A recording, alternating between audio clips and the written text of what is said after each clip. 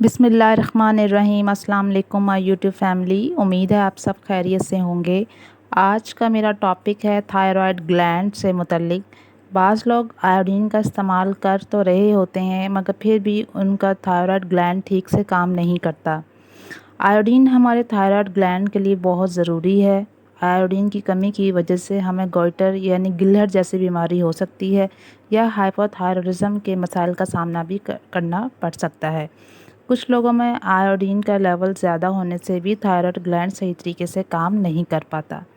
کچھ لوگ جن کو تھائرائڈ گلینڈ کے مسائل ہوتے ہیں وہ اکثر لیوو تھائراکسین نامی ٹیبلٹس کا استعمال کرتے ہیں مگر پھر بھی وہ تھکے رہتے ہیں، بے سکونی اور بے چینی کا شکار رہتے ہیں۔ ایسے لوگ پھر یہ سمجھتے ہیں کہ دوا کی ڈوز کو اگر بڑھا دیا جائے تو وہ ان مسائل سے نجات حاصل کر سکتے ہیں مگر وہ یہ نہیں سمجھتے کہ اس سے ان کو اور بھی بہت سے مسائل ہو سکتے ہیں۔ زیادہ ڈوز بڑھانے کی وجہ سے وہ برین فوگ کا بھی شکار ہو جاتے ہیں۔ ایسے لوگوں میں ہوتا کیا ہے کہ تھائرائڈ اینٹی باڈیز کا لیول جو ہے وہ کافی زیادہ بڑھ جاتا ہے۔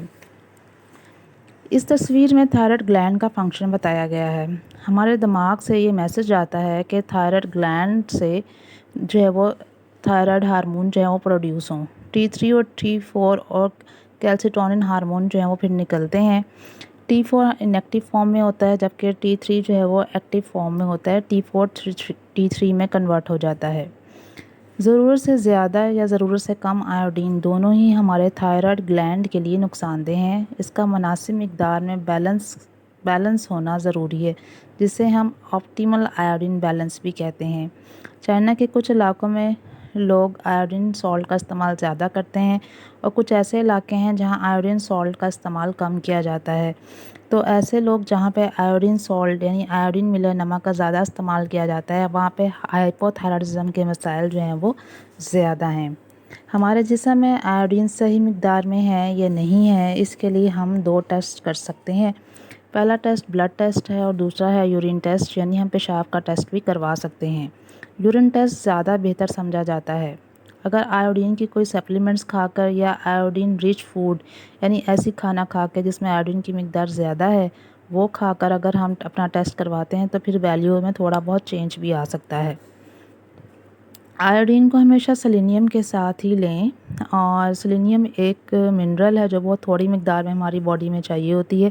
عام طور پر سیلینیم کی ڈوز 100 سے 200 مائکرو گرام تک چاہیے ہوتی ہے جبکہ آیوڈین کی ڈوز جو ہے وہ جو ہماری ریکوائرمنٹ ہے وہ 100 مائکرو گرامز ہے۔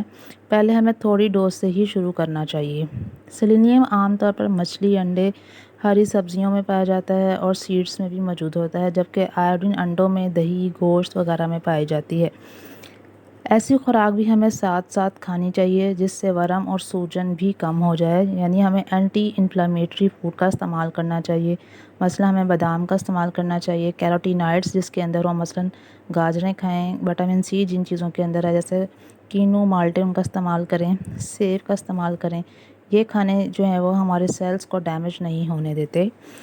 آیوڈین کا زیادہ لیول بھی ہمارے تھائرائڈ گلینڈ کے لیے ٹھیک نہیں ہے اور آیوڈین کا کم لیول بھی ہمارے تھائرائڈ گلینڈ کے لیے ٹھیک نہیں ہے۔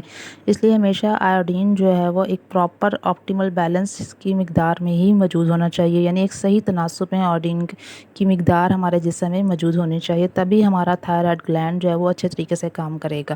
امید کرتی ہوں آج کی یہ ویڈیو آپ کو اچھی لگی ہوگی۔ کائنڈلی اسے لائک کریں، شیئر کریں، سبسکرائب کر دیں اور بیل آئیکن کے بٹن کو دبا دیں۔ Thank you.